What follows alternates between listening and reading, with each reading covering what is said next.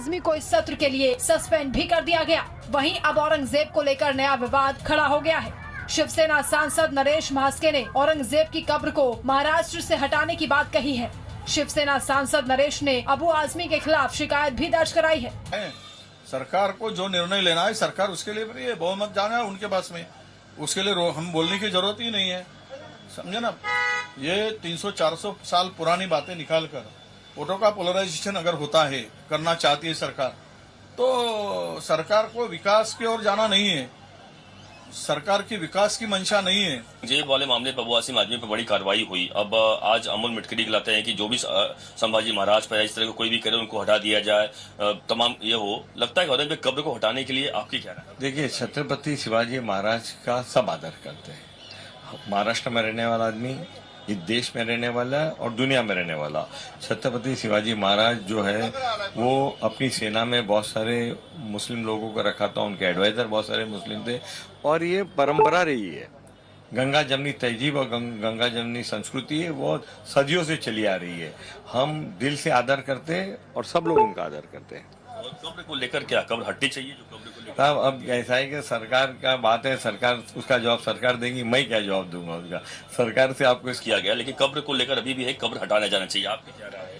नहीं, ये तो सच्ची बात है, क्योंकि औरंगजेब ने जो छत्रपति शिवाजी महाराज को तकलीफ दी थी, जो छत्रपति संभाजी महाराज को तकलीफ दी थी, उसका उदात्तीकरण करना महाराष्ट्र में अच्छी बात नहीं है। एक सवाल तो लगता है कब्र हटानी चाहिए।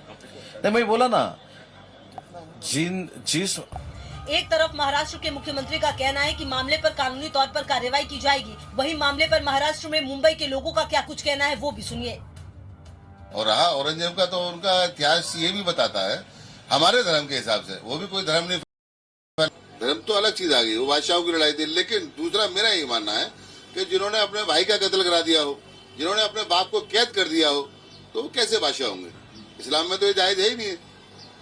ये बड़ी चीजें हैं, लेकिन ये बातें कोई बोलता नहीं है। यही बात तो बोला जा रहा है, यही बात तो बीजेपी के लोग या फिर कांग्रेस, तमाम जो लोग अबू आसिम आजमी का विरोध कर रहे हैं, यही बात कर रहे हैं कि जिन्होंने यह विरोध किया, यानी जिस औरंगजेब ने अब जो बाप का अपने नहीं हुआ, अपने भाई का नहीं हुआ, वो उसका गुणगान कैसे इस देश में होता है? नहीं, अबू आजमी साहब को ये बोलना ही नहीं चाहिए। क्यों बोले? आप क्या चाहते हैं? दंगा कराना चाहते हैं? आप नेता हैं, आप विकास की बात करिए, इन बातों में क्यों? आप भी चर्चा में रहना चाहते हैं, इतना हम भी समझते हैं। हम नहीं समझते कि आप ये बोलकर पूरी दुनिया में चर्चा में रहना चाहते हो। क्या क्या दिखाना चाहते हो? 400 साल वाली बातें आप उगोड़ क्यों रहे हैं? नहीं उगोड़ना चाहिए आपको, नहीं बोलना चाहिए आपको। क्यों बोले? माहौल खराब करने के लिए? गलत है। जो गलत चीज होती है तो कहीं ना कहीं लोग उस पर विरोध करेंगे। भाई आपको हिंदू समाज को साथ लेके चलना चाहिए। आप विधायक हो तो उस एरिया के सबके विधायक हो ना, खाली मुसलमानों के विधायक हो या मुसलमानों के नेता हो, आप सबके नेता होना चाहिए ना। ये आपको ध्यान रखना चाहिए। भाई कोई ऐसा अल्फाज मत बोलो जो किसी दूसरे धर्म के लोगों को ठेस पहुंचे।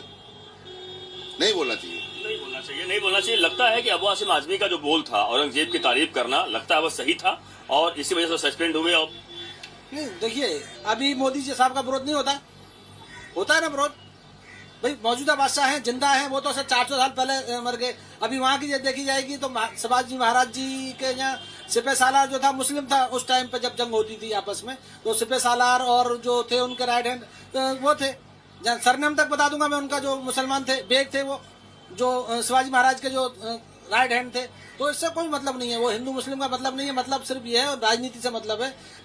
लेकिन मैं ये चाहता हूँ माहौल खराब ना करा जाए, विकास की बात हो, ये सब स्टंटबाजी ना हो, एक दूसरे के खिलाफ जो काम नेताओं को शोभा देता वो काम करें अपने अपने। बिल्कुल, तो लगता है कि अबू आसिम आजमी को कहीं बचना चाहिए था इस बात को लेकर, क्योंकि वो जाहिर बात राजनीतिक है, विधायक हैं, उन्हें इस बात को नहीं करना चाहिए था। हाँ, अपने हिसाब से उन्हें सोच समझ के बोलना चाहिए। इस बात का विरोध हो सकता है, मैं इस बात को क्यों बोलूं? ठीक है, अब उन्होंने बोल दिया, उन्होंने माफी भी मांग ली, खत्म हो इस चैप्टर को। औरंगजेब को लेकर एक तरफ लोगों की मिली जुली राय है, तो वहीं मौजूदा सरकार के नेताओं का मानना है कि मामले पर कानूनी तौर पर रास्ता निकाला जाना चाहिए। लाइव टाइम्स के लिए मुंबई से अभिषेक शर्मा की रिपोर्ट।